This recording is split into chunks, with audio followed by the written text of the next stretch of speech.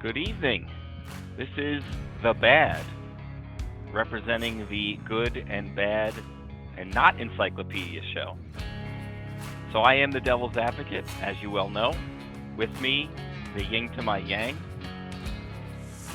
the good Reverend himself. What do you say, Reverend? This is weird. We usually have, someone as a balance for us here, but it's 50-50 tonight. The most unlikely of tag teams. Well, like I said, I mean the yin and the yang here. This is the way it probably should be. I mean the good, bad, and we have good, bad, and then that other guy. I don't know. And no fact checking whatsoever. That's what well. So we can just say whatever the hell we want. That's right. Even better. That is right. All right. So let's get started here. So, what do you want to talk about first? Let's talk about the Shane McMahon rumors. Yeah, this is interesting. Now, where did this start exactly? That I don't know. I mean, it seemed like it just popped up, and the funny part was, Tony Khan was like, "I never heard any of these rumors, but hey, I'd love to talk to him." So I don't know where it actually got. So I was actually looking around trying to find like where the source was, and I couldn't find one. It seemed like it was just a rumor, like somebody started it, and it just started. Everyone has an opinion on it, though. At first, I was like, "What would Shane McMahon bring?" But then I'm like, "Well, I mean, he does have experience. I mean, he did work under Vince, so he does know." But here's my fear: I don't want Shane McMahon anywhere near the ring. I mean, he went from like being an interesting once in a while competitor to like it didn't work once he became a regular competitor. Yeah, that's true. Those sad punches he threw, and I'm like, you want him as in an advisory capacity? I'm okay with that. I don't want him anywhere near the ring. Well, wasn't he at one point in charge of WWE's, like, I guess back then it was called the New Media, org within the company or whatever? Like, that's the kind of stuff I would look for from him. Like, I think he understands those parts of the business maybe better than some of the folks in AEW right now, or not. I don't know, but I think he would have something to add. I just don't know where it came from. Also, Tony Khan's been talking a lot of trash about his pop for the last few years now. It's not, some of it's right, but still, I don't know if you could talk about my dad and then I'll come work for you. I don't see it happening. I don't know. I'm reading an article that says Tony Khan says, "I heard the rumor he might be interested. I've never met Shane, but we have a lot of mutual friends. I have a lot of respect for him as an executive and as a professional wrestler. Shane is always welcome at AEW." I don't understand that comment at all. I don't, like I said, I would want him in a certain capacity. I mean, what has he got to be now, in his 50s? Late 40s maybe? I don't want him anywhere near the ring. That's just not, I don't want that. So I'm hoping if it's a rumor, and maybe I'm really hoping they wait for Scott D'Amore. That's who I really want to see what he could do with this roster, because I think he had not a lot to work with in TNA, and look what he did to them. He made them a name again. That's right. So I don't know why at this point Tony Khan just doesn't buy out whatever his contract is and get him in here, because the one thing AEW is certainly lacking is vision. Right? It just seems like it's a lot of matches thrown. It's all matches thrown together, but there's no rhyme or reason why. Yeah. Certain people get storylines, certain people don't. Mm-hmm. Certain storylines don't make sense. Like I love Will Ospreay, but like it's all over the place. Is he fighting with Swerve? Is he fighting with MJ? Like it's like Tony Khan's so excited that he's got him, he can't wait. He uses him everywhere, and you're like, dude, you got to settle down, man. Like you need to lay these feuds out. And the funny thing is, you put him and Swerve in the ring together. Even their promos, I've enjoyed those, and I've never been big on Will Ospreay's promos. I've been watching Swerve grow his, like, for the last few Mhm. years, which I mean, he's just a different beast. But I enjoy it, and I didn't want to see this match right now, and they got me to want to see it, and that's cool. But then in the back of my head, I'm thinking, well, what about MJF? And they're doing all this other stuff, and what about this title that he's holding that is not part of the match? I don't know. It's I just mean, too much. I thought giving Will Ospreay the international title would keep him away from the world title for a while. Right. I thought it was wise that they did that. I didn't realize they were just going to have him challenge anyway. Like I think that these two didn't need to be together for like a year. They could have kept them apart. I think we've talked about this before. I said they're both beating everyone who puts in their path, Yep. and And eventually it's just like they're the only two left, boom. right? And then that's how you build anticipation for a match, not what they're doing now. And then like this week, Will Ospreay came to the ring and he's talking to Daniel Garcia. Daniel Garcia, really who hasn't beaten any. I read an article that he hasn't beaten anybody this year other than Lee Moriarty. Has he wrestled anybody other than Lee Well, Moriarty? I think that's the article I read had him losing to a lot of different people. Hmm. So when they were talking about him in the ring, like this great wrestler, the article was basically saying, well, you haven't beaten anybody.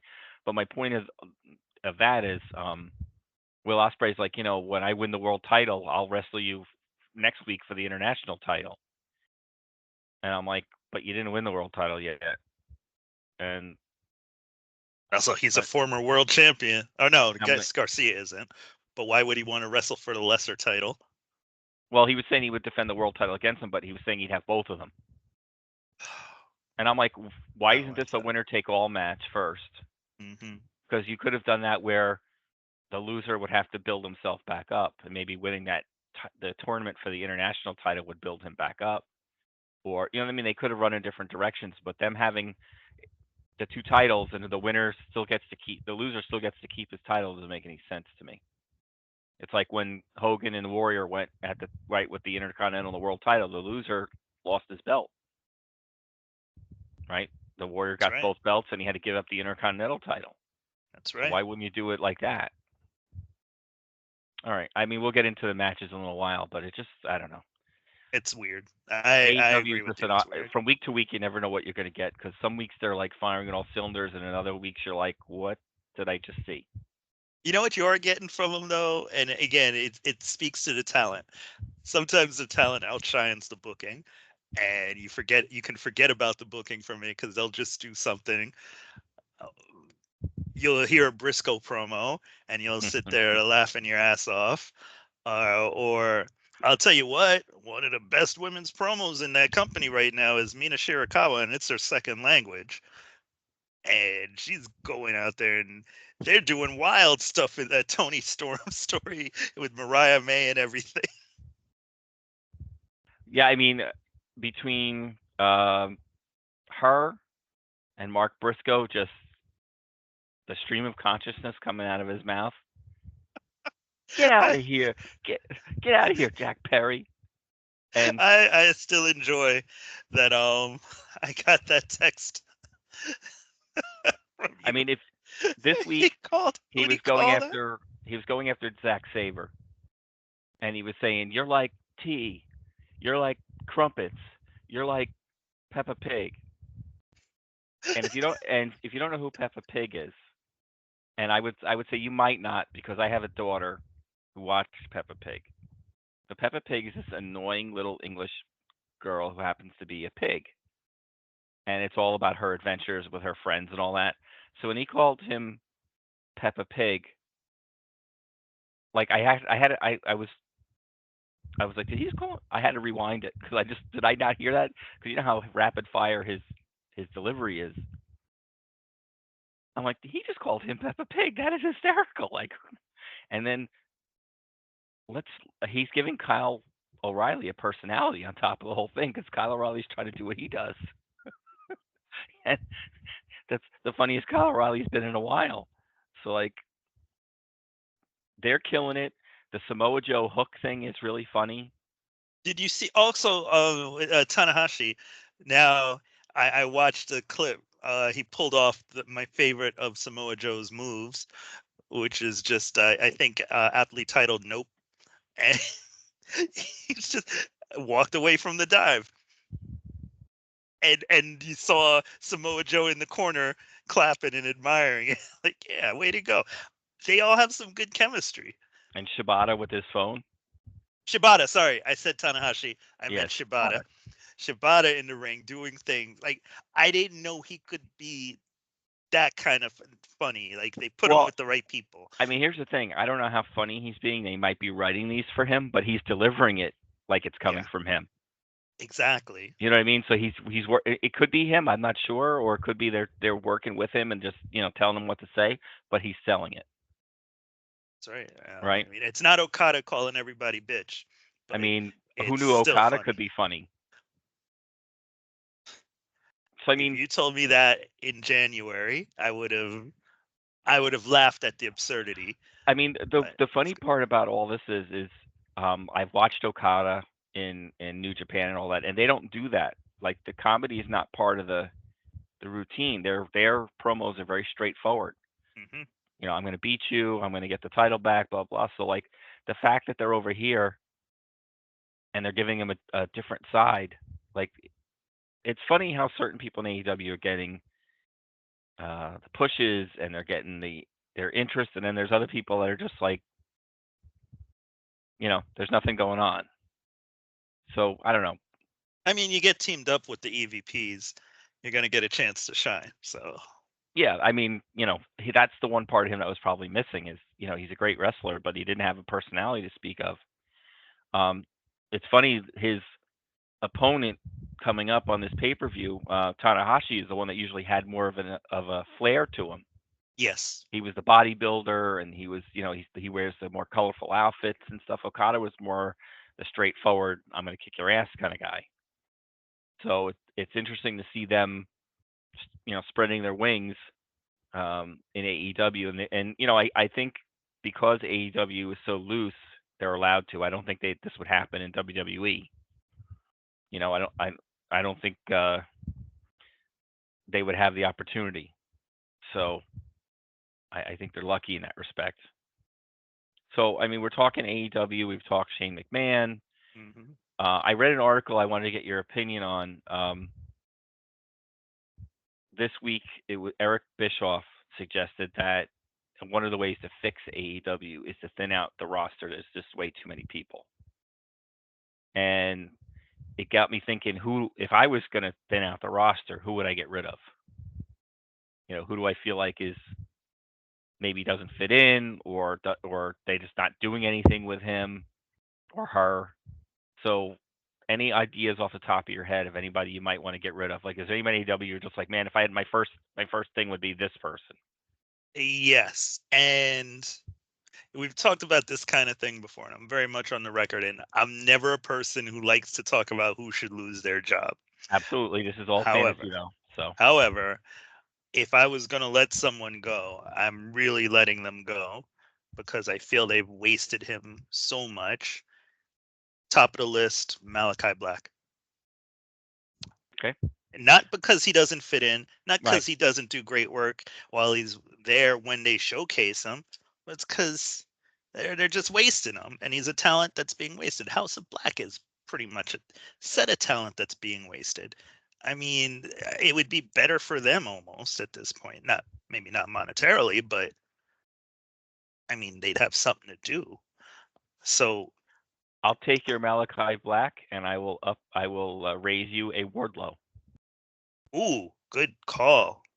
They've done nothing with him. They obviously don't plan. I mean, you would have thought your first MJF feud would be Wardlow, Yes, right? And as we talk about thinning the AEW roster, our roster just got one person thicker. There's the encyclopedia. Hey, what's up, that's guy? right. Hello. So let me get you caught up. We were talking AEW, and I was saying that I had read an article that Eric Bischoff had said one of the ways to fix AEW is to thin out the roster. So Jason and I were just kind of spitballing if we were going to thin out the roster, who we'd get rid of. And Hmm. Jason started off with Malachi Black, which I thought was a good choice. and then I raised it to Wardlow. So I know you just came on, so if you need a second, Jason and I could probably do another round. Or if you've got somebody you think right off the bat you would get rid of, who would it be? Tony Khan. He's not on the active roster, and he can't take it. He can't take a bump, so he's out. Yeah, I mean, they could write Malachi Black out with a match. I don't know if they could do that with Tony Khan. Well, they kicked him. It didn't mean anything. So. That's true.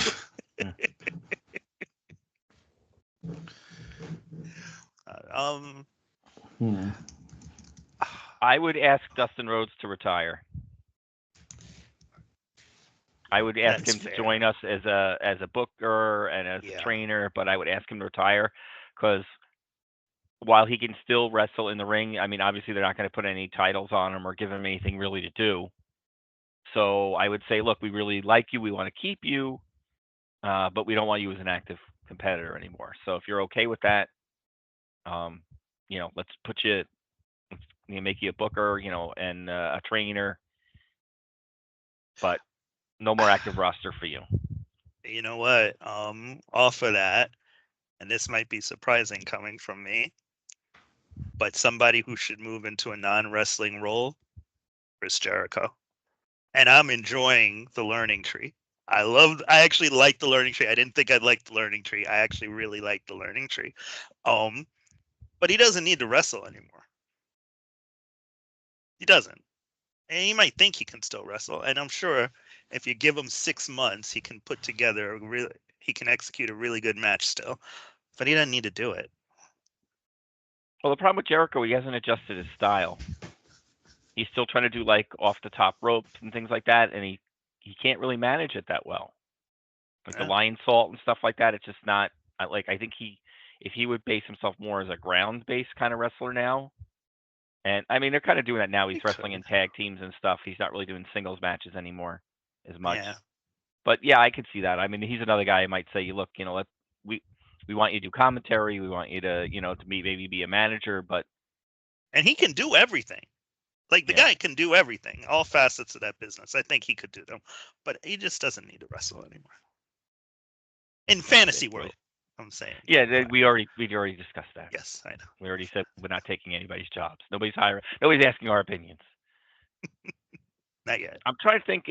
I mean, the other person I respect, but I don't really respect, I guess, is Serena Deeb. I mean, she's a good wrestler, but what does she actually bring to the table? I mean, they tried to push her towards the main event picture, and the fans basically yawned. I feel a lot of that was because they just dropped her right in the main event. Do you really think if she got a 6-month push, it'd make any difference? I don't know, because then you could build her coming back from that story. But that's something, in a wrestling, it's wrestling. You can build anybody up if you're willing to spend the time on them. I don't think do that. People really respond to a woman like a technically based woman. You know what I mean? She's really basically a ground and pound, and I don't think people respond to that. So how many other ones are there other than her? None. Deonna Purrazzo. And they really haven't responded to her either. Yeah, that I was just countering what you said. Technically, I hear she's the other one. Right. I mean, but they're not responding to her either, right? I mean, she came in a lot of fanfare, and they moved her right along. Right. I mean, she's fighting with Thunder Rosa now, but that's a secondary feud. Yeah. Is it because they're there in AEW? Because clearly people had. I mean, if you take a Deonna Purrazzo, clearly at some point people were enjoying what she was doing, but it's just not. It doesn't seem to fit in this mold, which is weird because there is no one style there. Except maybe Daredevil-ish. I don't know. I don't know. That's a good name, though. And that wasn't I wasn't suggesting getting rid of her, but no, you were just making a point. Yeah, but the other side of the coin with her is I heard all this hype, and I'm a fan of her. I follow her on Instagram in that respect.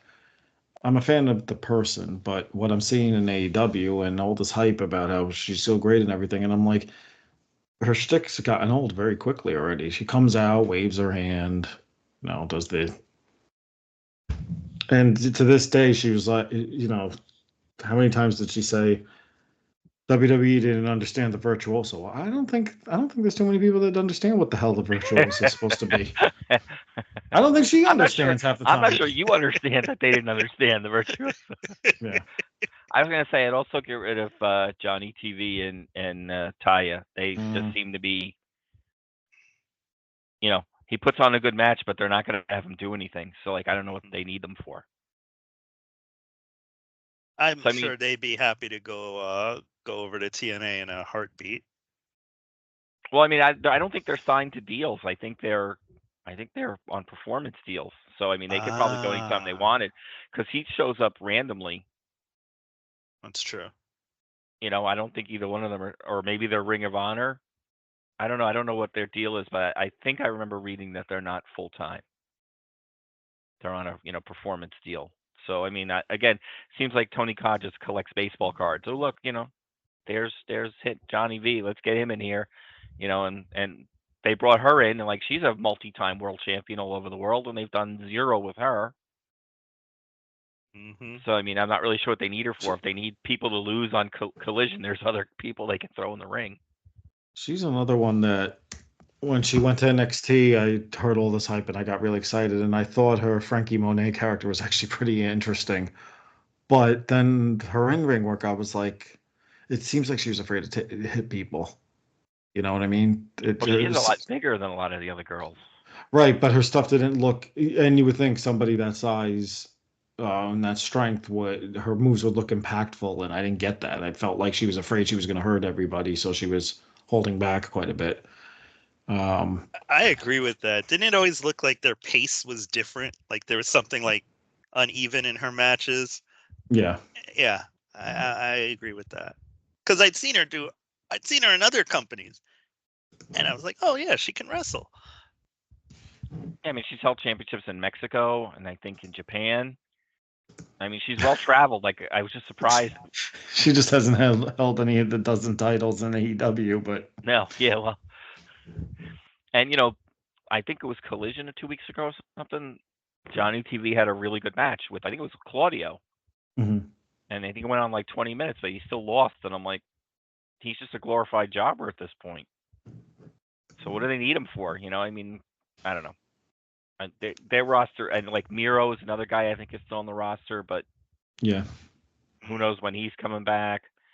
Um, I don't know. I think there's a lot of fat you could cut off this roster if you really wanted to make it a little leaner. uh, People would stop complaining about people not showing up on TV. I'll give you one, and they keep centering him, and I don't think he's really getting the reaction that they would expect for a name for this name and his reputation. Is it Jay So, White? yes. You've never liked Jay White, so I knew you were going to say that. It's not that I don't like him. I don't get it. I don't think they, for all the hype I heard about how he was so great, he was one of the best out there available, and blah blah blah blah. I'm like, I don't. I feel like it's kind of been, he's kind of been a dud. I mean, did you think when he was signed he was going to be relegated to being part of a trios team with the guns and think that you're getting what he supposedly valued out of that run? Was that, I don't see it. Yeah, I don't know. I don't know. He was strange because he was at a time when New Japan had lost a lot of their main names, Hmm. and he was really the big name that was left. And I think he benefited from that, and I'm not really sure it was deserved. Yeah. He just happened to be the biggest guy there at that time because Okada, I think, was hurt. Tanahashi was hurt. Kenny Omega had left. Cody had left. They didn't really have, that there was that lull. Everybody was saying, New Japan. I mean, at one point, New Japan was amazing. When I was watching it at that point, you had Okada and Omega and having 5-star matches, and you had the undercard was great, and then suddenly they all took off. And now you've got Jay White leading the way, and you're like, well, he's fine, but he's also like 210 pounds. Mm.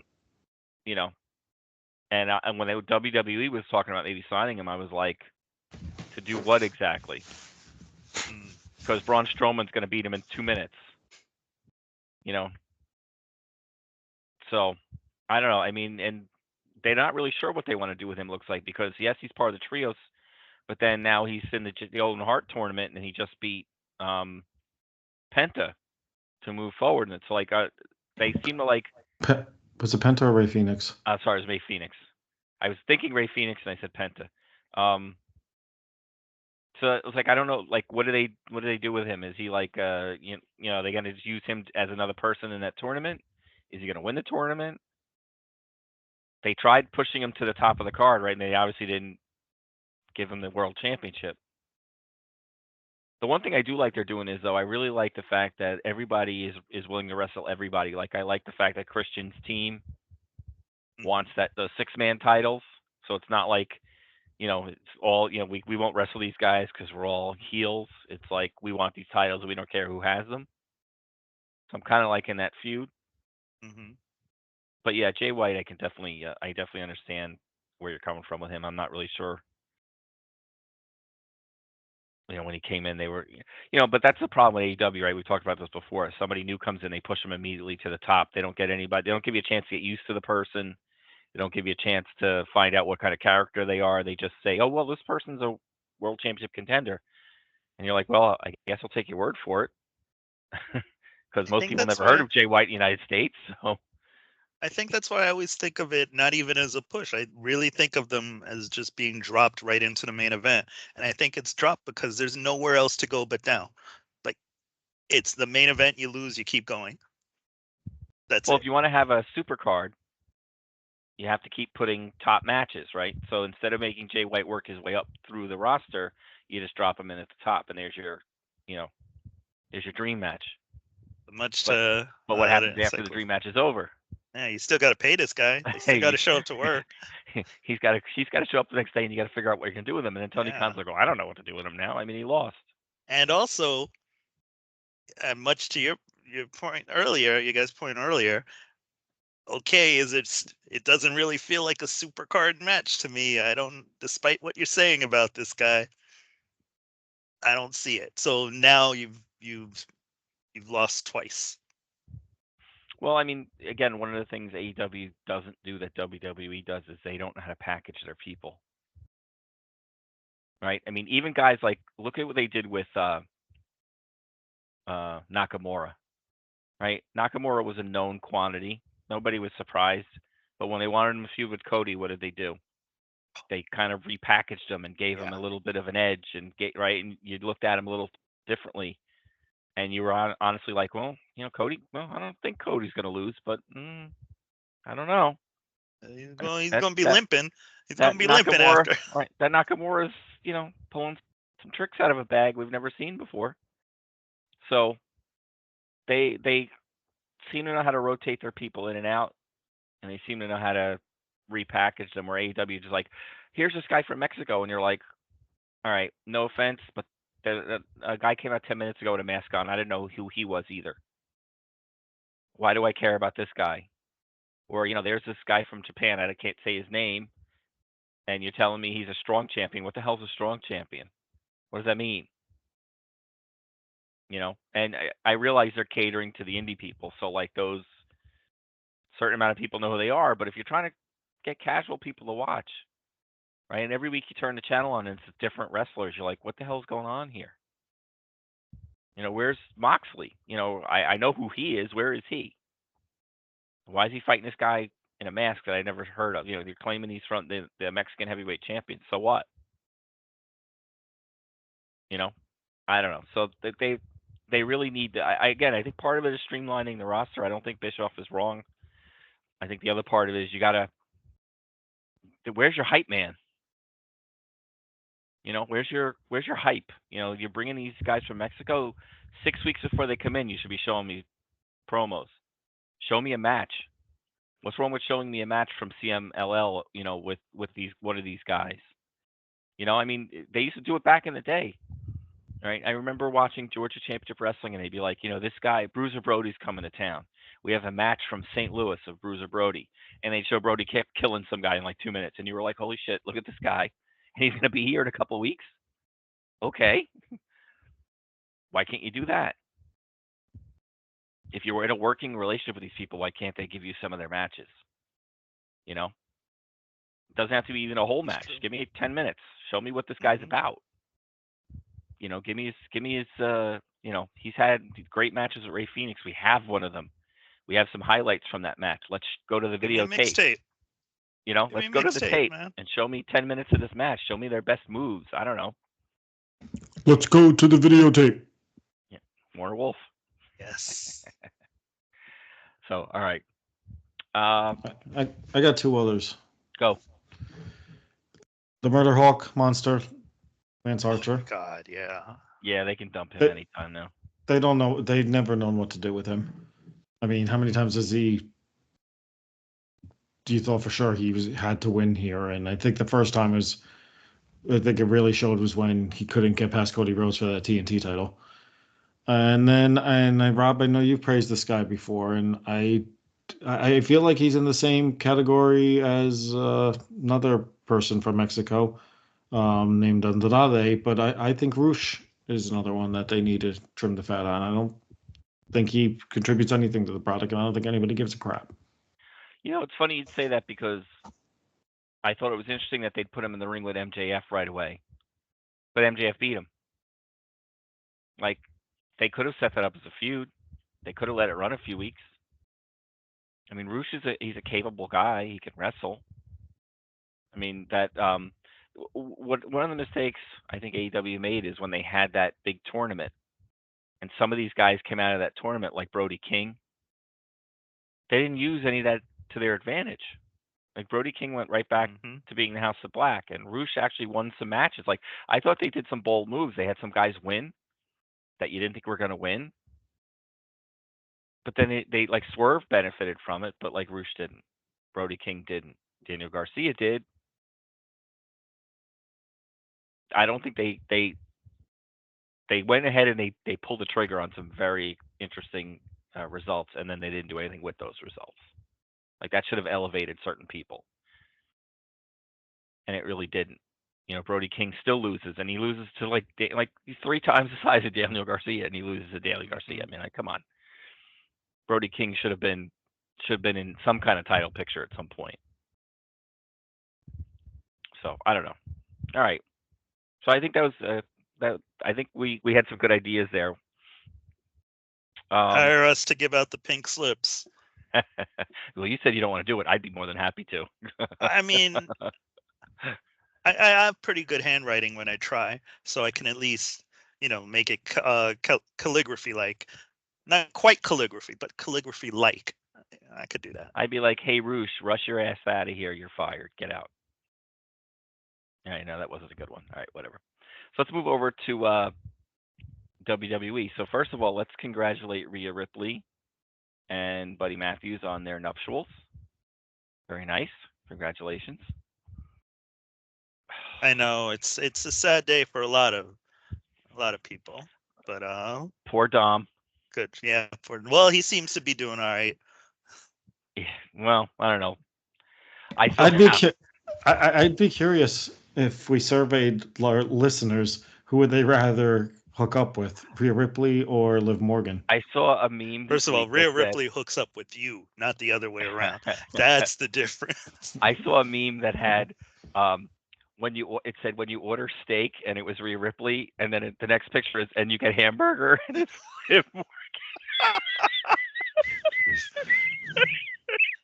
I was like, oh, it's exactly how I feel. If I was Dom, I'd be like, look at you and look at her. Yeah. Go away. I don't. I'll say before I'll say it again. I don't get that. I don't get her. So whatever. All right. So what Jason and I were talking. Actually, something I brought up right before we started that I wanted to talk about a little bit is we talk about we're talking about Forbidden Door this week, right? We're getting ready to do the picks in a few minutes, Mm-hmm. and I started spitballing with Jason. I said, well, now that we're talking Forbidden Door, we've got some kind of interesting AEW versus WWE matches if we wanted to. We've got some natural connections here that could easily make some matches, right? So we have Rhea Ripley of the Judgment Day marrying Buddy Matthews of the House of Black. There's your first match. Huh? How would that be? House of Black and Judgment Day. House of Black and Judgment Day. Let Brody King and Damian poor Rhea Priest stuck in the middle. trade a Do I feud. go with my husband? Do I stay with the Judgment Day? And then of course, we've got Cody Rhodes, and his connection to AEW. MJF probably being the representative of AEW wanting a piece of Cody again. So there's another potential match. And then, of course, you've got CM Punk. Who would want a piece of CM Punk on the AEW roster? Could be a lot of could people. just give him a gauntlet match. You could really narrow that down to the Elite, though. Those Yes. are really the only guys we've heard. Openly. Yeah, I mean, you could do maybe CM Punk and Seth Rollins against the Young Bucks or something like that. I don't know. I'm trying to think who would want to team with Punk. I was gonna. Not Seth Rollins. Have CM Punk against the Young Bucks and Jack Perry, and it would still. CM Punk and Cody Rhodes, the guys that got away.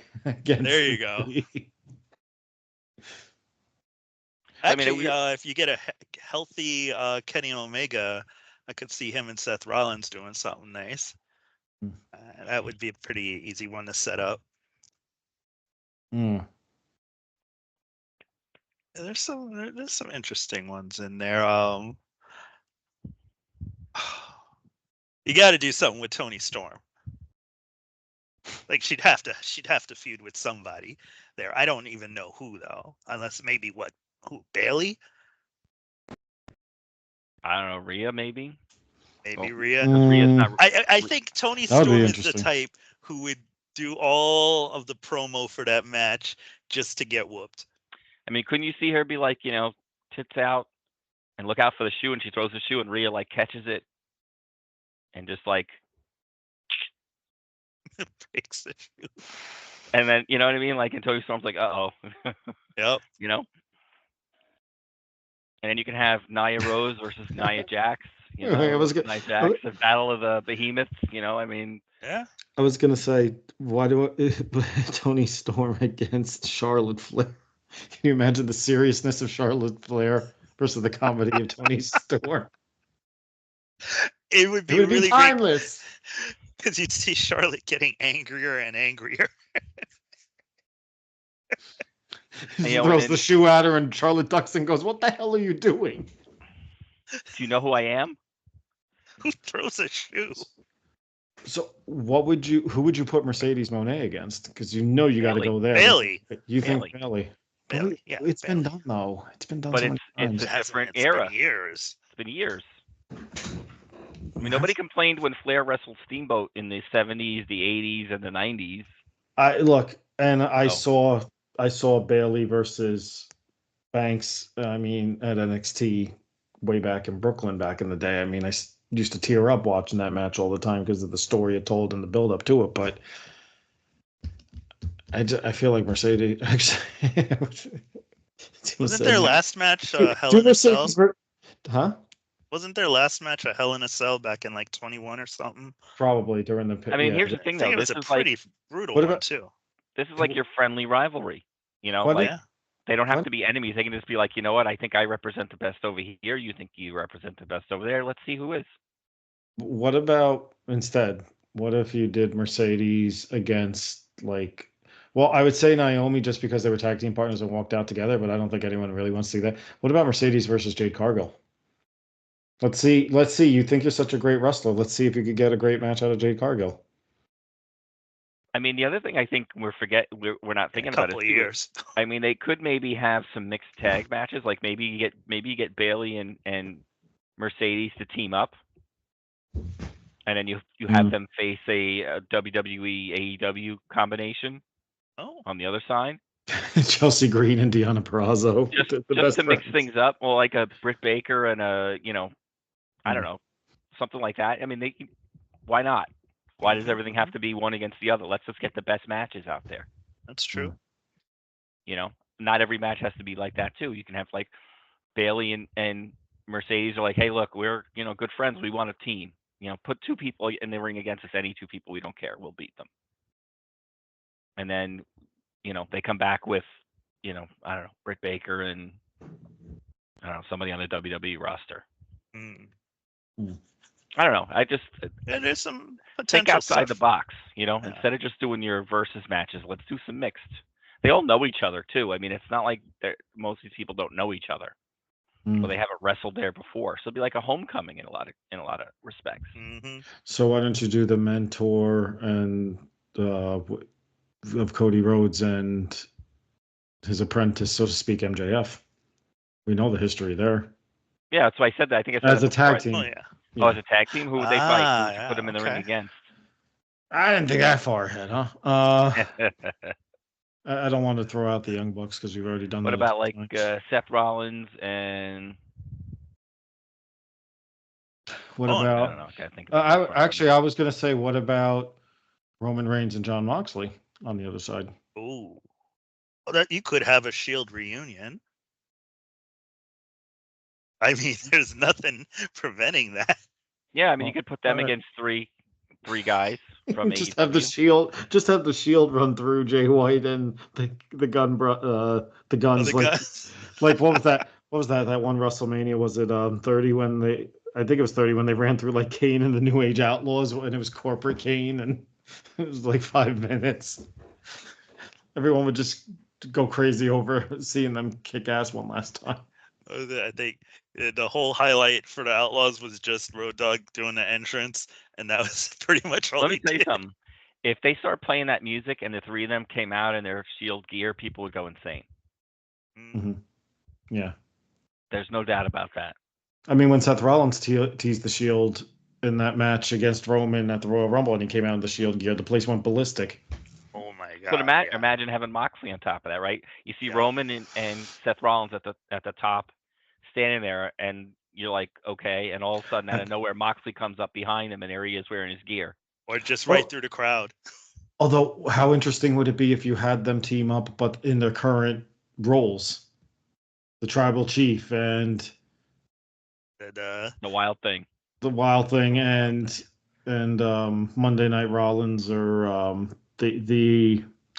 Geez, now I'm trying to think of it when Rollins is in the ring and he cuts his promo. I am the visionary. He's a revolutionary. Yes, thank you. Seth freaking Rollins. Yeah. And when he got an infection, it was a urinary. So. Oh.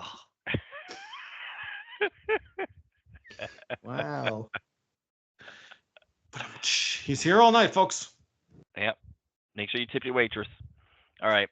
So I mean, I originally proposed it as the three of us should come up with our own cards, but Jason thought it would be more interesting just to spitball together, and I think he was right. I think we came up with some things that I don't think any of us really would have thought of.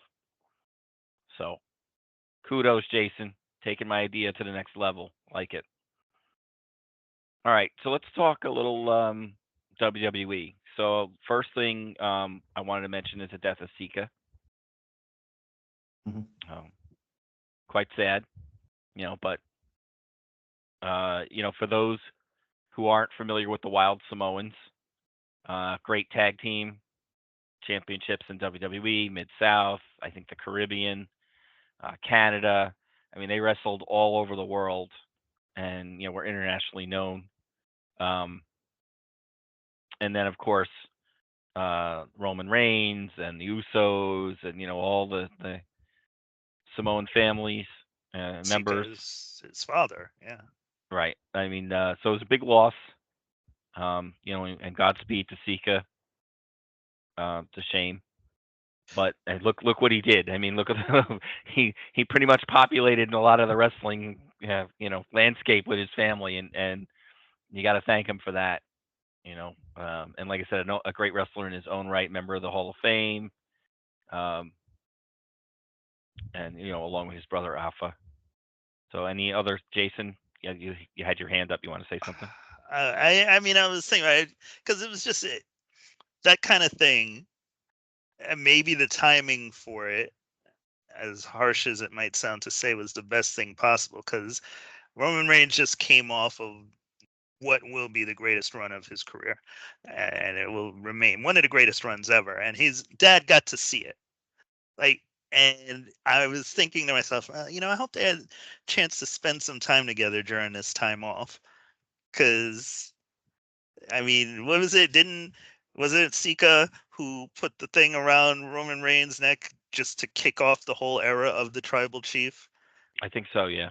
You know, um, so Sika and Alpha, if I remember correctly. they were both there, but I think it was Sika who did the official thing, and yeah, it was just they had kept the whole family very involved in that storyline.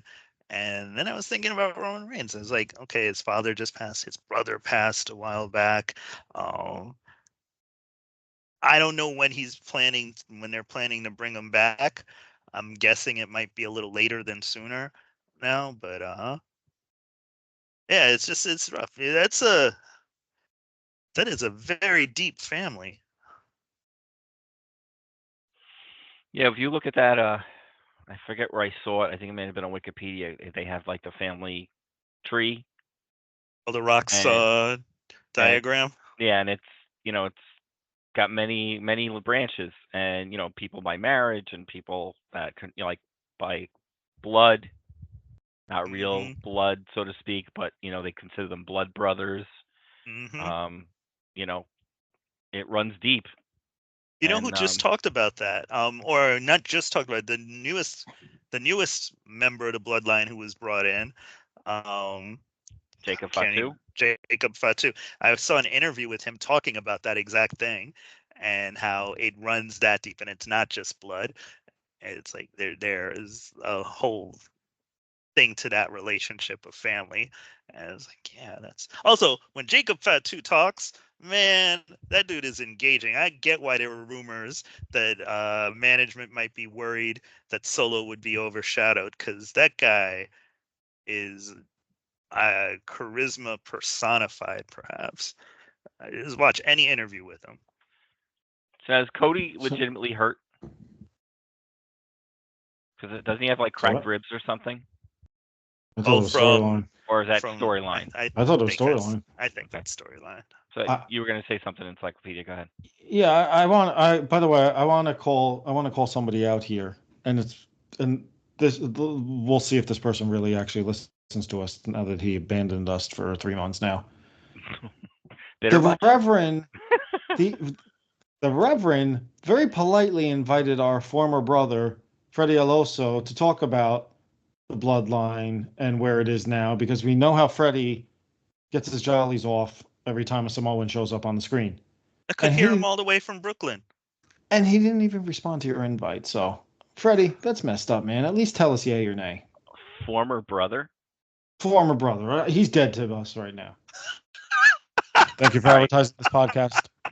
I was going to say, not to me. You don't speak for me. I was surprised I he mean, didn't respond, but he's not dead to me. not dead, not dead. Not dead to me yet. Yeah.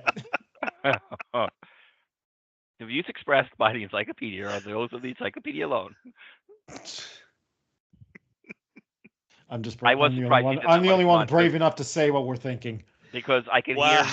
I could hear his primal scream when Jacob Fatu came out. I could hear it at my house. Yep. So I was really kind of surprised that he wasn't going to want to come on and crow that Jacob Fatu finally. I mean, I guess it's true if you keep saying something long enough, it eventually comes true, right? Because he's been saying that for like a year. Mm-hmm. Jacob Fatu, and we're like, dude, it's not going to Not happen, gonna, and not and gonna then the rumor was they signed him, but then they didn't know when they were going to debut him, and you were like, I don't think it's ever happen. going to happen, and then it happened.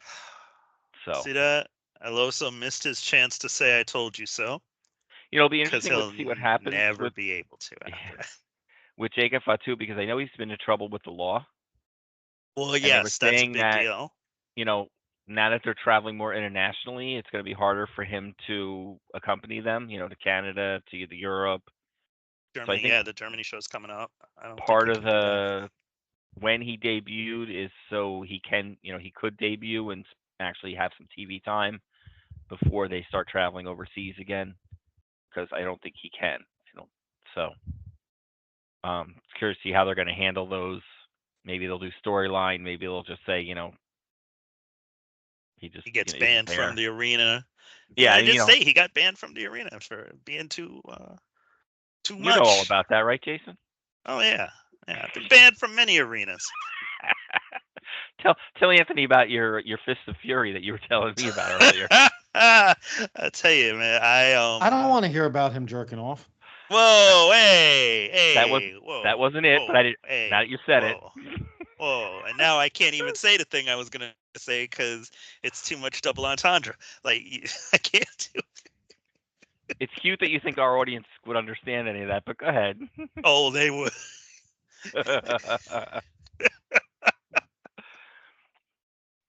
I apologize for being late. I fell asleep on the couch. Maybe I should have stayed there.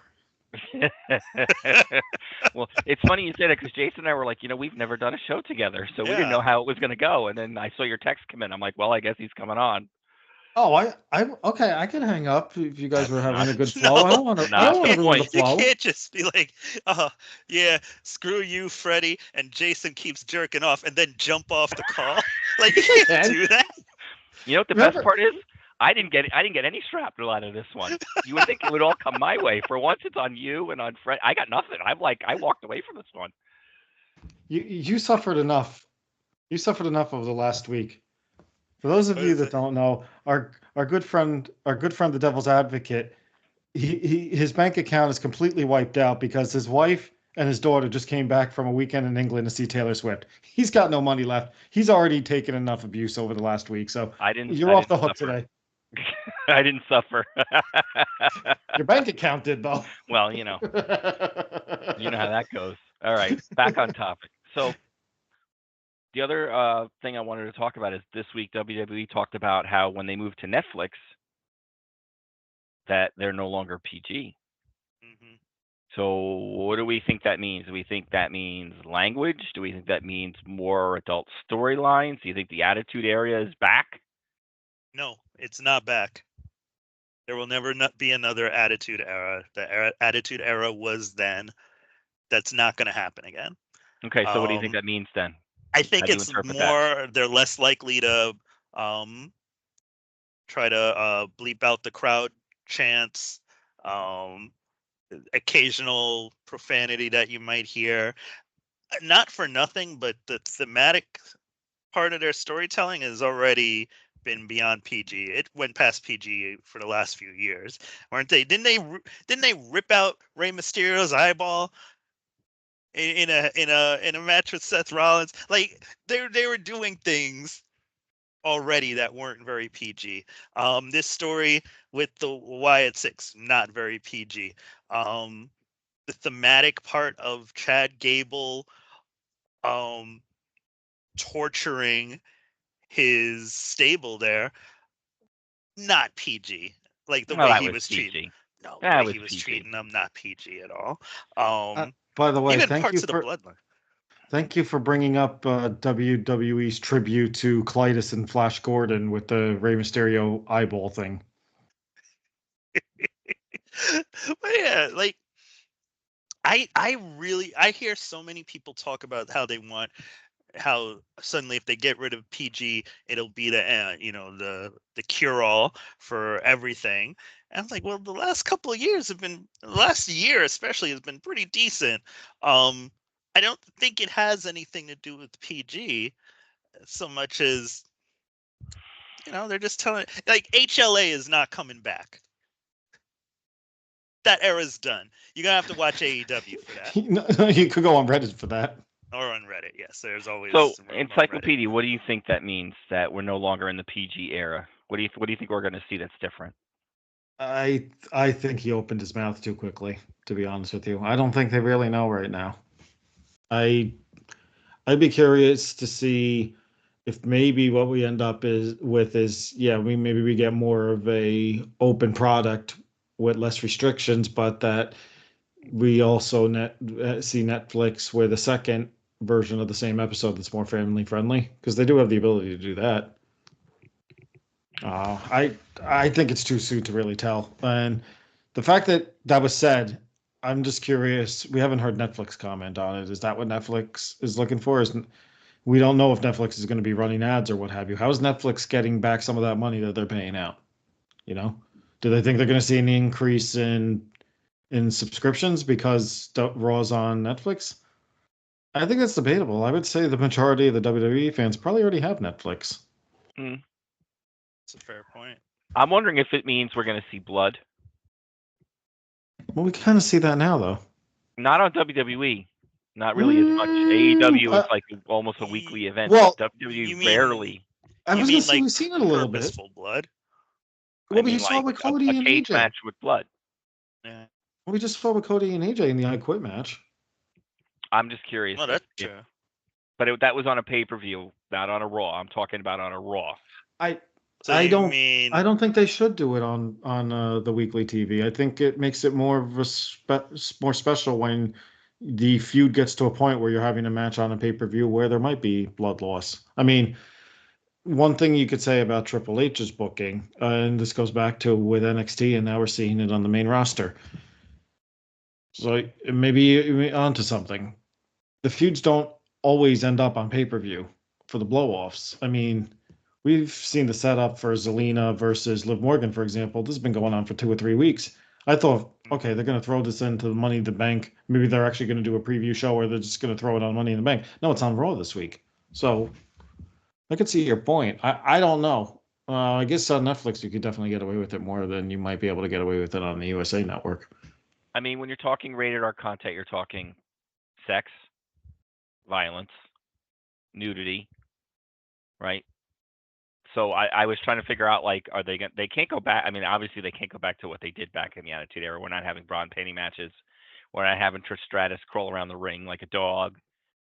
We're not having Stacy Keibler dance on a desk, whatever. That's all gone. I mean, that and it should be. I mean, it had its place. It's gone now. So I was trying to figure out, are they going to curse? Is there going to be blood? Those were the two things that first came to mind, because I don't really see any kind of nudity or suggestive material. I don't think no. is going to be part of that. So I think it's either going to be blood or it's going to be language. And I think it's going to be more the language. I guess a little bit of blood on a Monday night, but yeah, I think it's more the language thing. Like they're not going to bother hitting the censor button as often. But again, I don't think that means everybody's going to start cursing more, because yeah, fine, it's no longer PG, but the company is damn sure marketing to everyone from age 5 to 80.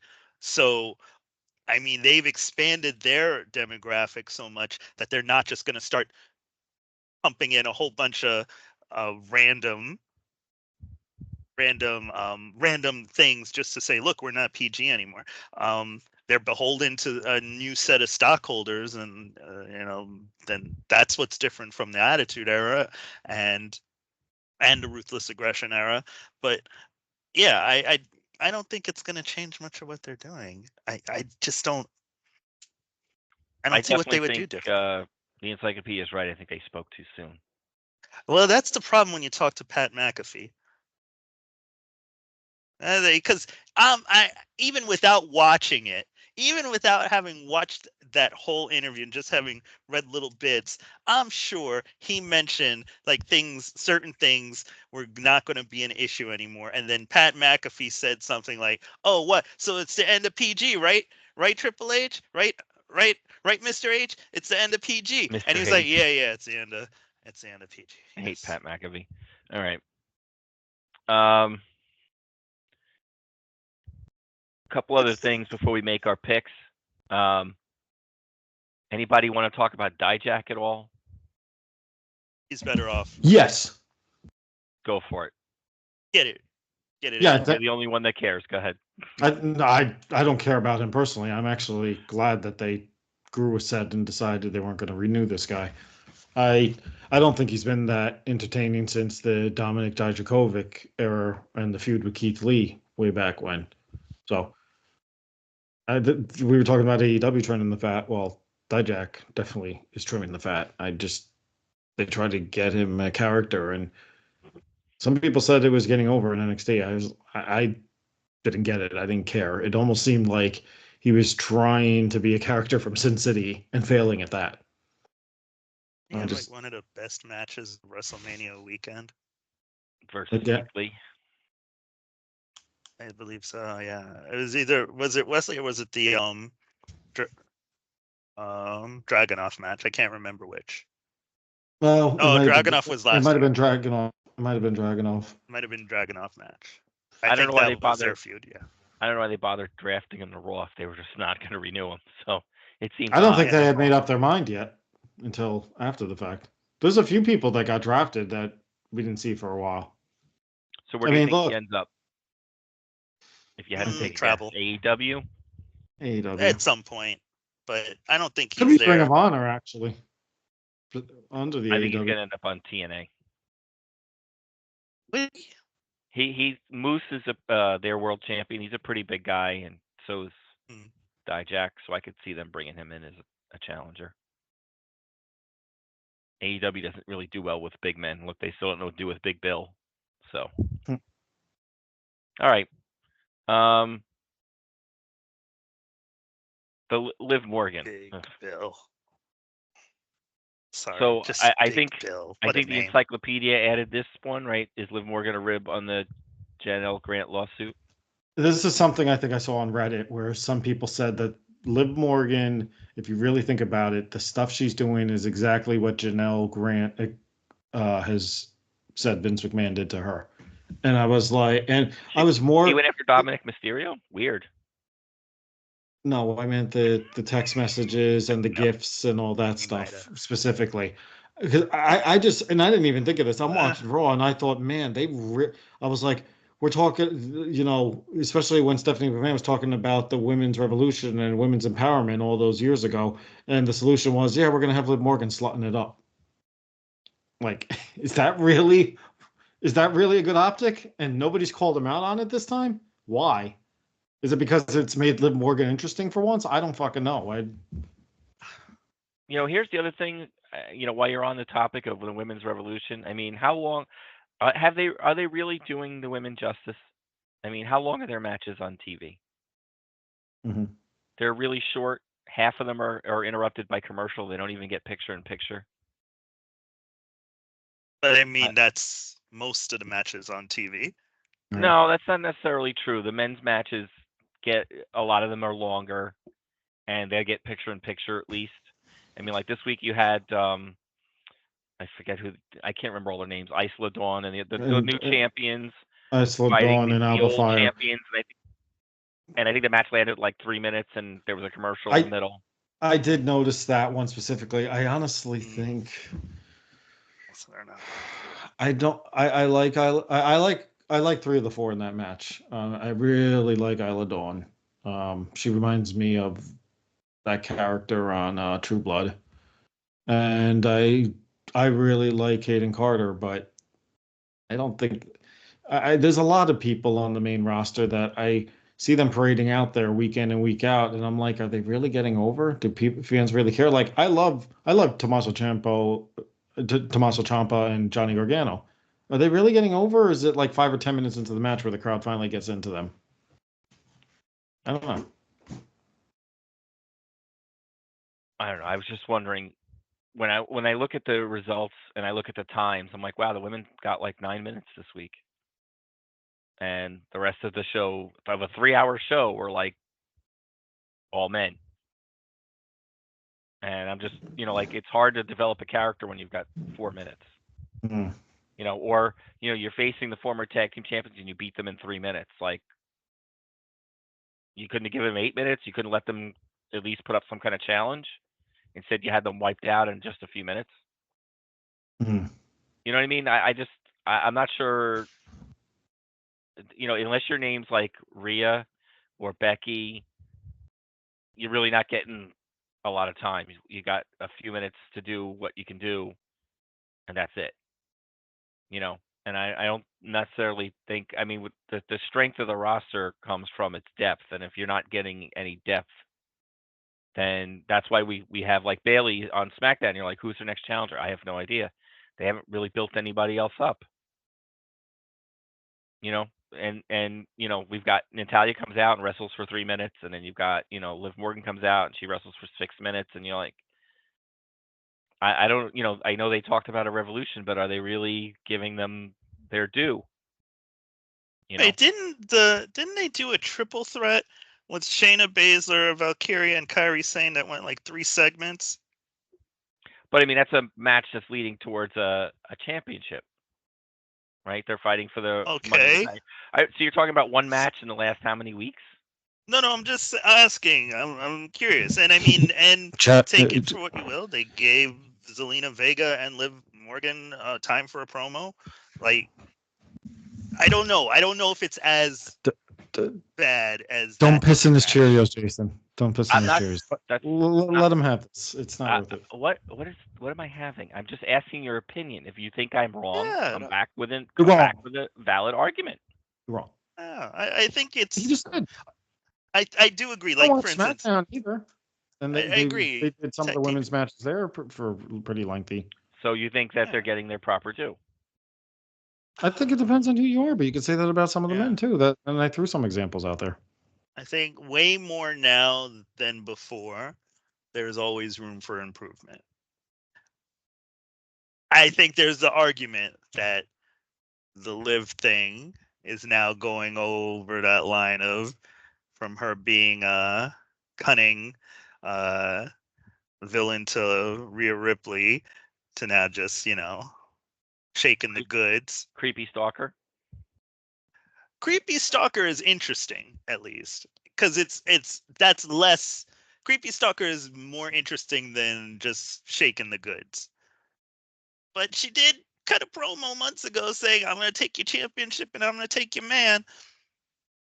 I guess this is part of what taking her man means. Maybe he'll finally get some hair under his arms or something. I don't know. Manipulating our truth, because that's very difficult to do in WWE television. Yeah. I love you, Carmella. I'm glad. By the way, that the titles changed hands, because as happy as I was for them having that moment to win the titles together and what that led up to it, was getting old. Well, I mean, let's face it. I mean, R-Truth is good and is great at what he does. Yeah. But I don't really necessarily need to see him wrestle. I'd much rather just have him do commentary or talk or something, because that's where Although the gold. That's where the he gold can is. still wrestle, which is He amazing. but you just said it yourself. You didn't really want to see them anymore. Well, no, I mean the gimmick is getting a little bit, come on. I mean, if we're talking about reductive gimmicks, I mean, this idiot R-Truth thing has gone on about as far as you can take it now. Oh, I don't think so. I think he's got a lot more idiot to offer. Man, it could just be me personally, because I want to see let a little bit of that Ron Killings out, but I don't know. Ron That's Killings just is me, gone, man. Come on. right? It's just the truth. Nothing but the truth. So I'm going to defend the 52, 24, 1997 belt. What? Okay. I love that. I don't know how he even did that. They should have him and Mark Briscoe do a promo off and see who can I come was up thinking about with the that. craziest stuff. I was thinking about that. Let those two tag up in our Forbidden Door scenario. Let those two tag up. We're going to have a promo off. Does it bother you, Jason, specifically, who they dropped the tag belts to? Because that was the part that I thought was kind of underwhelming. Went back to the Judgment Day.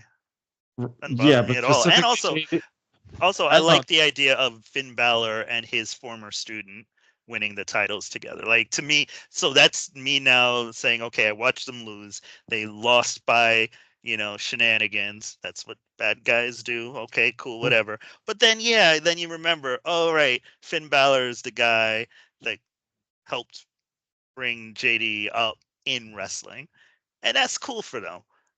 I don't care how long it lasts, but, it's good for them. It doesn't bother me.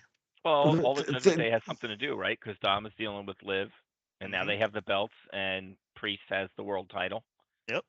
So I just think that you had JD and Dom teaming up for several months, and then out of the blue, it's like insert Finn in Dom's place. I get the historical part. I totally get that. I just felt like with all the other established tag teams you had on Raw, there were other options they could have went with. They didn't need to go back to the Judgment Day. So I thought I just thought there were much better options than the route they went, and I didn't see that title change coming out of.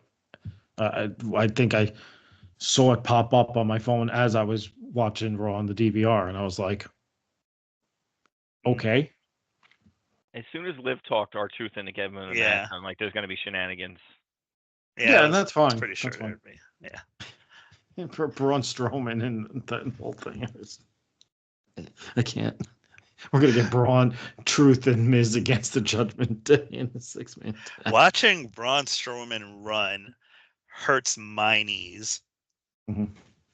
If I don't know if that makes sense to you guys, but watching him do that, not when he does the thing around the ring. I'm talking about when he runs down the ramp and then chases people awkward. into the crowd. It's like just wear some baggy pants, bro.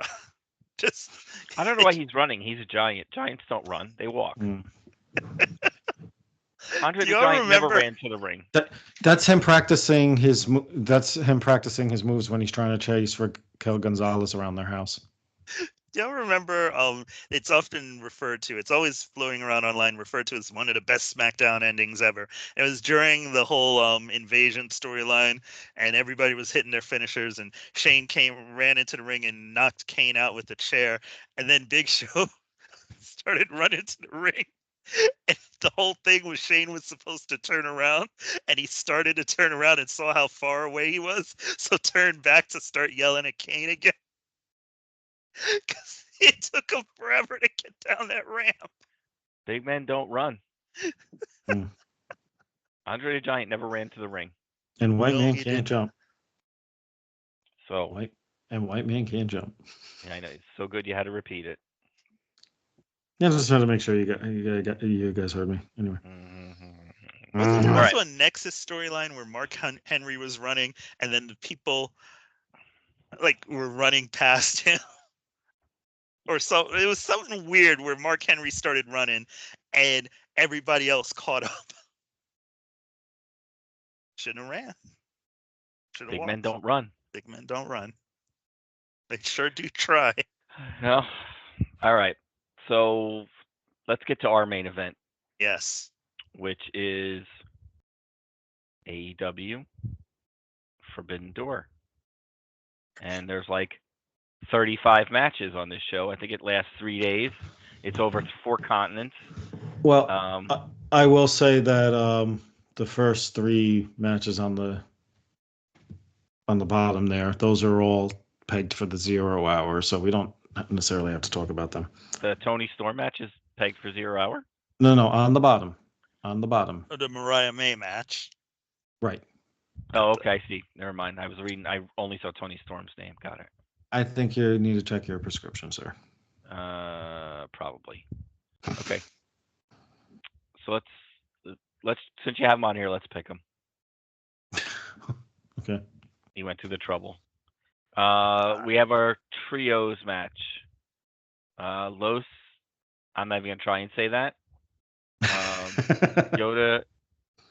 Ingobernables. All right, you do it then. Go ahead. Yeah, go for it, man. Okay. Los Ingobernables de Japón. Yota Tsuji. Is it Titan or Titan? And Hiromu You just wanted to say Takahashi. Oh. Versus the Lucha Brothers. Penta, El Zero Miedo, and Rey Fenix, and Místico. With, I can't pronounce Alex. Rey Fenix. I could never pronounce their manager's name. I don't even think it's a real name. Abrantes. I actually thought that was probably the easiest one to pronounce on this list. Yeah, I'd say that's the only one I didn't have trouble with. All right.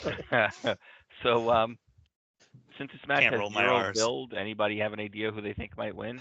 I was going to say, can we just put who cares across the board? You want me to flip a coin? I think it's going to be the Lucha Brothers and Mystico. Yeah. They're the home team. We'll go with them. The coin agreed. No, No this lie, is the supposed to coin be agrees. co-branded. It's supposed to be New Japan and AEW. It's even. and Mexico. Mm. Yeah, we got the Okay. CMML guys, but they're not even in the branding of the logo for the show. They're just the jobbers. Yeah. All right. Do we agree it's going to be the Lucha Brothers all across the board? Yeah. All right. So we have a women's Owen Hart Cup tournament first round match.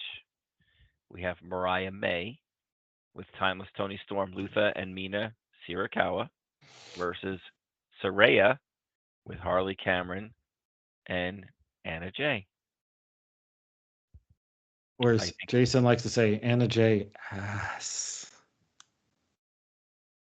I said it before. I said it before. Reverend, you're gonna need I'm to. You're gonna sorry. have to do a rosary when this is over.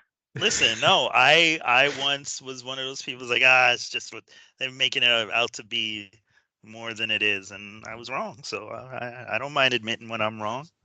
I was wrong. When we went to Dynamite, he spent so much time staring a hole through her that No, I didn't. when the show was over, he didn't go straight to the PATH train to go home. He went the opposite direction, and I couldn't figure out where he was going, but it occurred to me he went to go light a candle in church and beg for forgiveness down the street. Yeah, forgiveness for having talked bad about her. 'Cause Reverend, I was wrong. let me remind you, you're supposed to be the good, And I'm talking about something and good. I'm supposed to be the bad. That fucking one right there. What do you want me to say?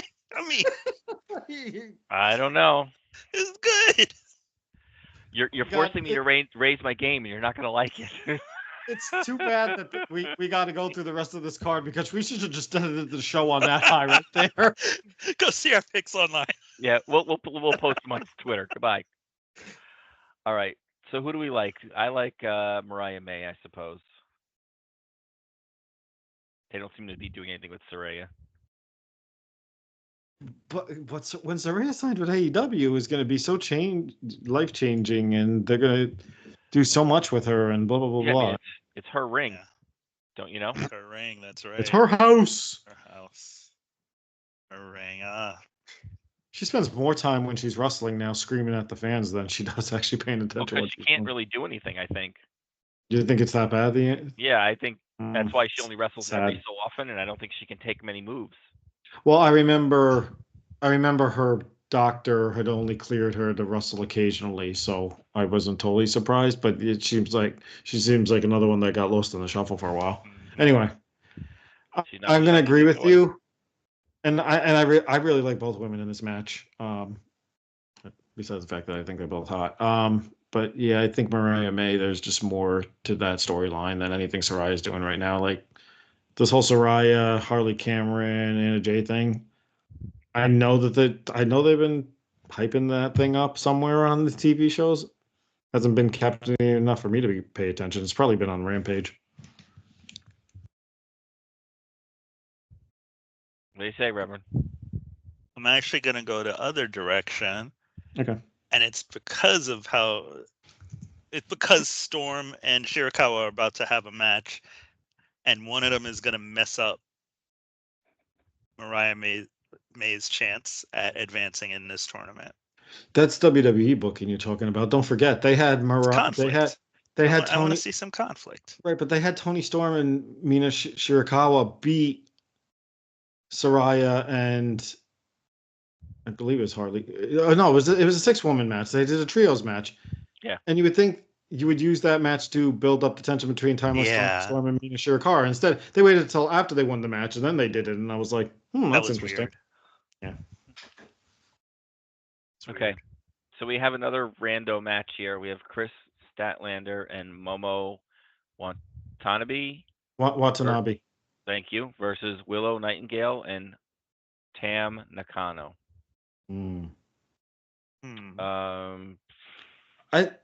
This is interesting because I think you could have just done Statlander versus Willow Nightingale and called it a day. Well, it is maybe they want to build to that. Yeah. It is Forbidden Door, and they don't want to give that match away on this show, I would imagine. That's right. They'll save it for an episode of Collision. And this is a way to get 2 more New Japan people or Stardom, wherever these 2 ladies wrestle, Hmm. onto the show. I'm going to go with Statlander, I guess, to keep that feud moving. Yeah, I agree with that. I don't feel like falling behind on based off this match. I'll fall behind on based on other matches, so I'll just go with that. Because I feel like Willow's got to get her comeuppance at some point, but I don't think they wasted on a tag match like this. Yeah, I think Right. she needs a singles win. Exactly. So we Okay. have the Elite, Mhm. which is Okada and the Young Bucks, versus Tanahashi and the Acclaimed. A match just put together this week. So Now we've had the Acclaimed beat the Young Bucks straight up, In a right, qualifier. in a qualifier. So, Encyclopedia, what are your thoughts? my thought is you had the Elite go over last month on Double or Nothing. Are you really going to have them lose to the Acclaimed and Tanahashi? Which I'm sorry, in opposition, the way things are right now, I feel like that's a step down. I don't think so. So I'm going Elite.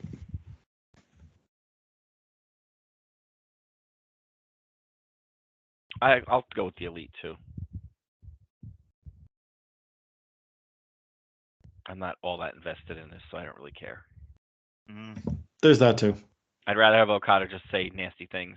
Yeah. Call it a night. Stop Bitch. scissoring, bitches. I hit the wrong button, bitch.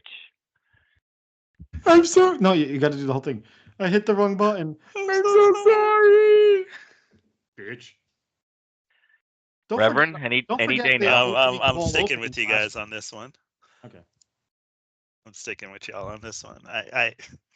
I've wasted my storytelling pick for the women's Owen Hart match. All right. So I'm not So going to we use it have for this. the men's Owen Hart Cup tournament first round match. We have Bryan Danielson versus Shingo Takagi. I'm going to think Danielson's probably going to win this entire thing. So I'm going to go Danielson. I can't see Danielson losing in the first round.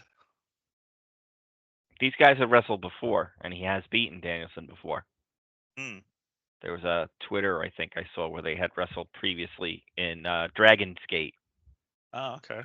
And I think Danielson has beaten him before, but I think he's also beaten Danielson. But I think in this scenario, we're getting Danielson's going to win the Owen Hart tournament. So he's my pick.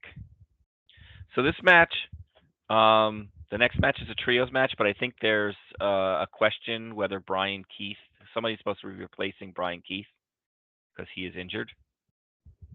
How did he get injured?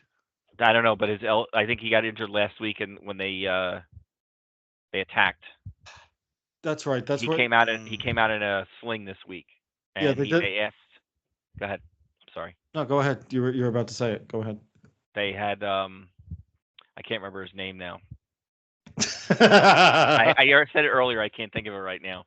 Minoru Suzuki, was it? Yes, Minoru Suzuki came out. Jericho asked him to be their partner, and he said no, he'd rather beat Jericho up because he's a sissy now. Yeah, he wanted the FTW title shot, and I was like, so does that mean this match isn't happening and they're doing that on the pay-per-view? Isn't that what I said, Jason? I said the exact same thing, right? I don't know what's going on, but we'll go with the trios match, and we'll see if they switch it. So on Wikipedia, because I copy and pasted before Dynamite last night, specifically for that match, Wikipedia claims it's Jeff Cobb. Yeah, I could see that because he's supposed to be. I think he had a different match set up, and I think they switched it. So we have the Learning Tree, which is Chris Jericho, Big Bill, and possibly Jeff Cobb versus Samoa Joe Hook and Shibata, who I'm finding infinitely fun. Samoa Joe Hook and Shibata are having a blast. I never would have thought that group would be it. Like, I would have never conceived of that group, and it works. I mean, Hook has a personality. He doesn't just chew gum and mess with his hair. And Shibata's phone, either him or his phone, are some of the funniest things I've seen. I'm gonna go with the Learning Tree here, though. I don't think they're gonna end this anytime soon. So I think the Learning Tree gets the win. We totally missed the mark. We should have had one of us queued up with the phone ready to talk with our pick. Oh wow, that would have been good. Damn it. Could have had it in like Japanese. None of us would even know what it was said, but anyway. I'm gonna agree. Maybe. Yeah, this is a tough one because I could see Yeah. Joe and Hook winning, but yeah, I think you gotta put the learning tree and the redwood over at least for now. So you Yeah. could build up to a Samoa Joe Hook learning tree. Yeah, I guess so. I like that group so much, though. But I agree. All right. So we have Come MJF on, we all versus know. We already know. Come on. I don't even know how to say this guy's name. Hishiro? Doesn't matter. Nobody's picking him. Hishiro? Nobody's picking him. Nobody's picking him. So do we care? No, it's MJF. Yeah. Did you guys talk about that whole MJF, Will Ospreay, Daniel Garcia already? Okay, then I'll refrain. How odd it was? Yes.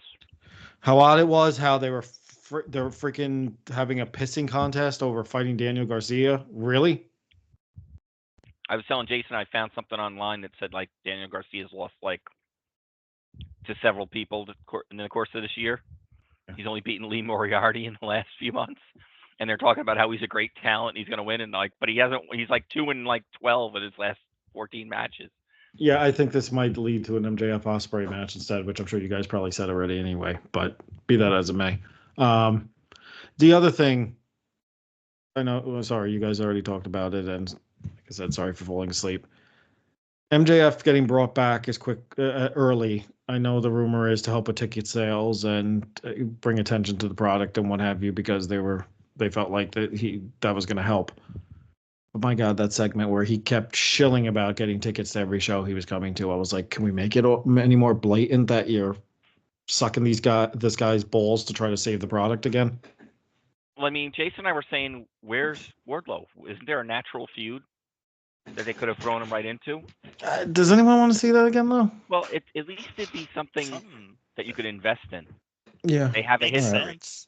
I'll and give you Wardlow that. is they're doing nothing with Wardlow. If you're going to have him lose anyway, give him MJF for a couple months until you figure out.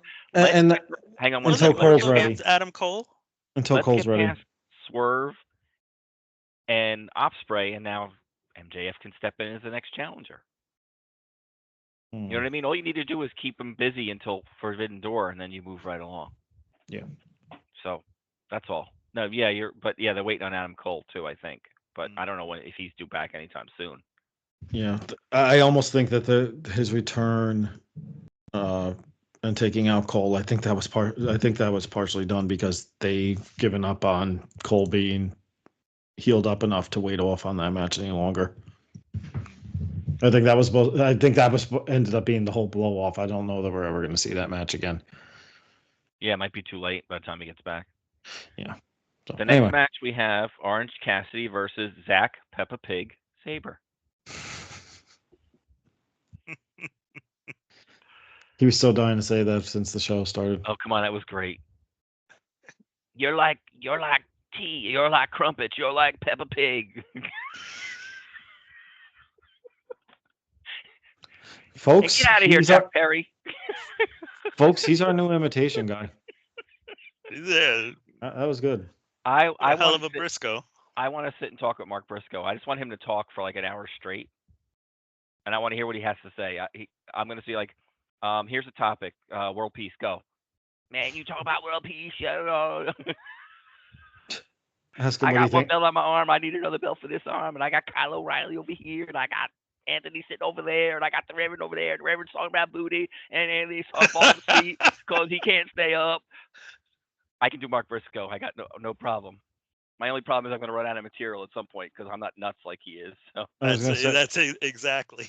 How about Mark Briscoe talking about tonight's debate? And I didn't watch it. Maybe that's why I would have fallen asleep. We got these two old men. They talking about the world peace, and they talking about this, and they talking about that. So that's not a good topic for me. I got to come up with a few things. Like I said, I'm not crazy, so I can't. Wow, he's got a shtick. Wow. All right.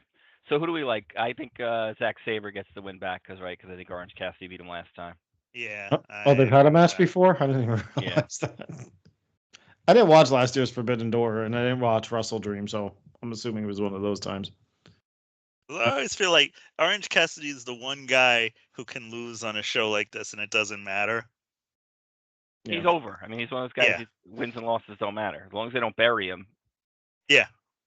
All right. We have AEW Women's World Championship. We have Timeless Tony Storm with her entourage versus Mina Shirakawa. So is it time for Tony Storm to lose? I don't think so. Okay, I'm done I don't humming her either. theme.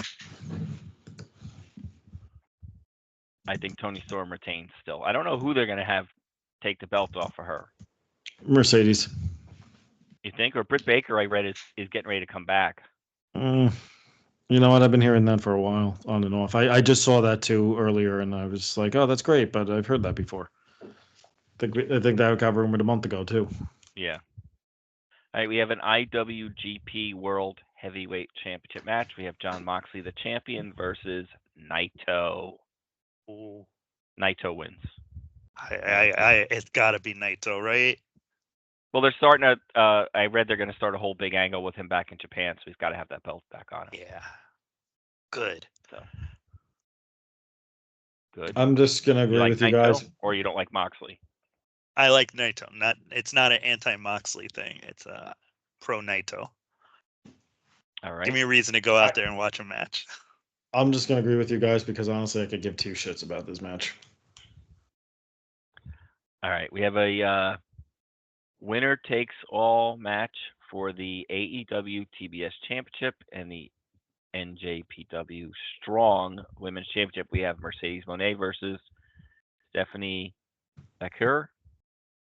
Baker. I think Baker. it was Vaquer. Mercedes Moné for the championship. Yeah, it's Mercedes Moné. Or Moné. I just like to stare at Vaquer and Mercedes, but anyway, sorry. So you're the winner of this match then. You're... I'll go with that. Yeah, Mercedes. Okay. We have a AEW TNT title ladder match. As we know, when Adam Copeland got hurt, the title got vacated. So we have Takeshita versus Mark Briscoe versus Jack Perry. Get out of here, Jack Perry. Dante Martin, Lilo Rush, El Fantasmo. Yeah, I'm guessing that's a spoiler alert for Rampage, but this thing's going to get posted after the fact anyway. So, or maybe it was Collision. Anyway. I mean, if it's based off promo ability, it's Mark Briscoe, isn't it? If it was just based on promos, it's going to be Jack Perry. Yeah. I'm going to go Jack Perry, although I could see them surprising us and going with Takeshita, but I think Jack Perry too. Just think storyline wise, it would make more sense. But then again, it's AEW. Do they really have storylines? Is Takeshita's window closed now? Because there was a window where they needed to put a belt on him, and I feel like it's closed. No, I don't think it's closed. I think you can easily slip him into the international title picture and win it. I keep forgetting about that one.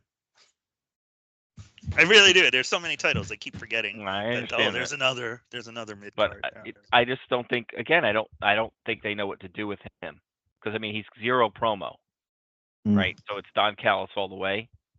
Okay. I mean he's still young yet too. I mean they can at any minute they can turn and just push him towards the top. You know what I mean? He's shown that he can run with the big dogs. They just got to let him do it. So I mean if they want to, they can. I just don't know. You know, as bad as it sounds, I don't know how they're going to feel about having a Japanese World Heavyweight Champion. I don't know if that's, you know what I mean? They don't. I don't know if they're going to pull the trigger on him. I know what you mean because I've felt that way about so many other champions. Like I've seen that. I'm like, oh, are they really going to let? Are they gonna let him run with it? Are they gonna? I'm always shocked. I'm still halfway shocked that Swerve still has the title. Weren't we? I mean, we talked about that before he won it, right? We're like, when are they going to have their first African American champion? Like, you got to start moving these things around. It can't be the same guys every time. It can't be the same white guys, or you know what I mean. You got to. You got to move along here. We're in the 2024, right? So, I mean, it's a which young company. right, but I mean, Yeah. you can't mean to tell me that there aren't some quote unquote minority wrestlers that aren't world championship material. You don't. So you don't classify Samoa Joe as being a minority? It's not like Samoans like a big white Yeah, I faction, guess, and but I mean, he didn't hold the belt all that long.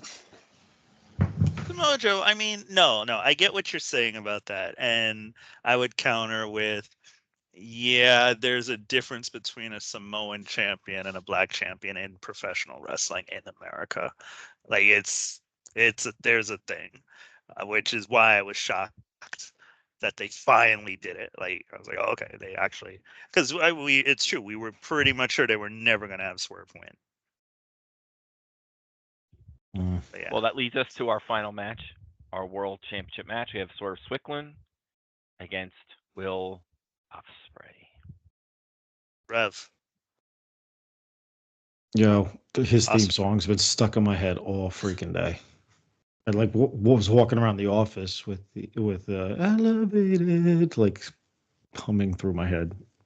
I was blasting it leaving my house today, like with the windows open, like those teenagers that you want to throw something at. So who do we like? I'm gonna I, say Osprey, honestly. mm, Swerve is going to win. Okay. I'm sticking with Swerve here, They're but not. I can They're not going to put see the the belt on reason. Ospreay yet. I They're don't going think to they have should him be having lose, this match then. and because they're Exactly. going to have a rematch at some point. I we this You're echoing something we talked about a little bit earlier too. Like they just sort of dropped them in there right away. Well, I said that when the match first got announced Yeah, too, I yeah, mean, Ospreay has the yeah. international title. Swerve has the world title. There was no reason for them to meet. They could have stayed away for as long as they wanted them to. which is exactly why I think that they're going to switch it, because otherwise, why did you even have this match now? Are you going to build this up to a rematch at Wembley? Because Yeah, I mean, that's yeah. the I other think option. Ospreay is going to win the world heavyweight title on his home ground. He's not going to win it tonight or Okay. Saturday. I think that's what they're going to do. All right. So that's why I think it's not Ospreay's time yet, but it will be soon. All right. Well, you know what? We across the board, except for one match, had picked the same thing. So I'm just going to stick with my pick. If I fall points behind, whatever. Pick whatever you want. There's logic to your pick too, right? Because Mm. I could see them doing it. Hmm. It's That's the why I say there's logic to it. Like I could see them doing it, just dropping them into the match and saying, "Okay, you're the new champ."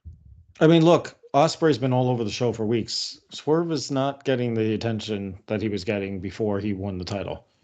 I'd say that Swerve has become like he's gotten the Rey Mysterio title reign. No, I wouldn't go that far, I don't know. I feel like but he's playing second I fiddle think to a lot of people I think right he's now. holding the belt until Wembley, I mean and then that's Ospreay wins fair. there. That's fair. But you know, Osprey was already having and MJF were already having a pissing contest over Danny Garcia. So you know, Well, yeah, I mean, I don't agree with that part at all. I think they're again, it's too many. It's Will Ospreay. Let's put him in every segment. Let's have him, right? But are we sweep up really the getting arena it? after the match. I don't know why they can't So slow down. you don't think it's possible that it's actually going to be MJF and Osprey at Wembley? No, I think Ospreay wins the belt at Wembley. Look, Running with right hometown now, people. I feel like there's a marquee match.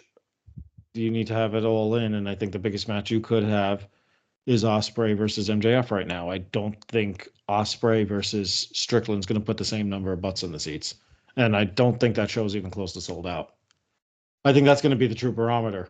When you were bragging about selling that place out and having the most tickets sold for a wrestling show ever last year, fast forwards this year, let's see how many people they get in there. I think the only way that place is going to be full is if they start lowering ticket prices again. But I mean, I think having Will Ospreay not win the title Okay. and going back through and having to chase again and win more matches and him finally winning that belt in Wembley, I think is the way they're going. I see your point.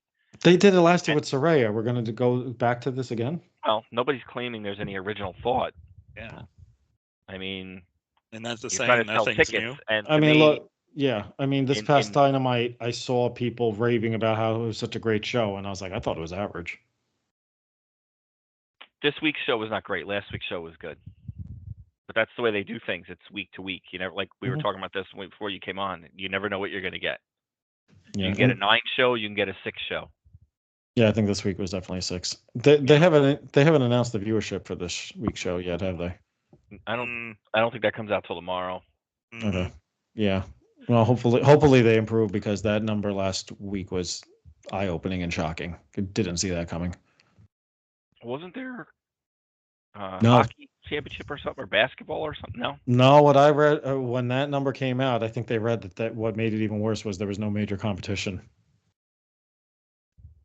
I would go Chuck Meltzer, but I don't like to give him the time of day since he blocked my ass. I'm doing my Barry Horowitz right now. All right, let's wrap it up. So I wanted to talk about Star Wars: The Acolyte. No, wrong podcast. Okay, never mind. You can go ahead and do that. I'm gonna hang up. I want to steal some of Freddie's gimmick. I mean, they talk about other stuff on their podcast and they get views. So Talk about Well, clipped. for people who show up on time, I didn't watch clips. there's no problem. For people who come in late, I think you hold the record on being late, bro. Seriously. who was late this week? Wow, Not- 1 week. Not me. All right, wrap it up. Yes, I will announce, by the way, I do officially have my ticket. I am going to Money in the Bank. Climb that ladder. And don't worry, I'm not going to wear my old Sports Frenzy podcast sold out t-shirt, because that's not what we're called anymore. What So, are we called? So, really? No, I was setting you up to do the end little. It doesn't help to insult the title of your own podcast, bro. Can you just end the show, please? I want to go to bed. I didn't do the opening. Whoever did the opening should be I don't close. remember all of our handles, so please do it. What are you serious? End this damn show. Go ahead. All right. Goodbye. Thanks. I know we're on Twitter. I think we're on Twitter or X or whatever it's called. And It's Sports Frenzy Pod on Twitter, Sports Twitter, Frenzy Podcast on Instagram, Sports Frenzy Podcast on Facebook. and YouTube. And hats off to our friends on the OTBS podcast who are probably not hyping us up. All right, done. wow. All right. Goodbye. So much shade.